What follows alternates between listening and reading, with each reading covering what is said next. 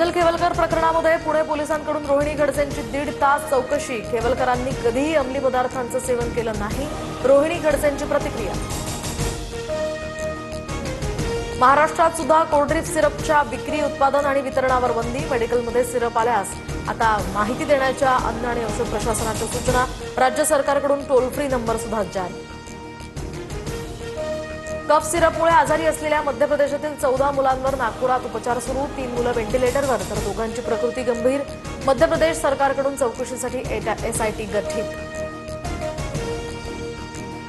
केंद्रीय निवडणूक आयोगाची आज पत्रकार परिषद। बिहार विधानसभा निवडणुकीची घोषणा होणार।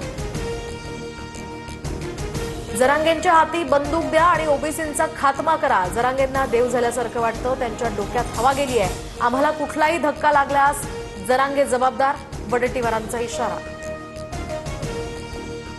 अजित पवारांविषयी मोठं षडयंत्र सुरू। भुजबळ आणि परळीच्या गँगकडून पवारांचं कुटुंब संपवण्याचा घाट।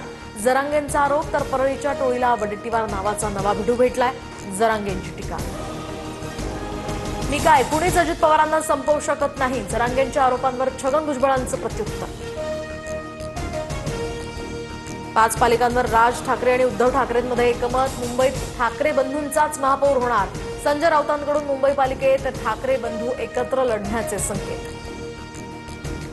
मुंबईमध्ये महापौर मराठी आणि महायुतीचाच महापौर होईल। संजय राऊतांच्या वक्तव्यानंतर भुजबळांसह नवनाथ बन यांचाही दावा।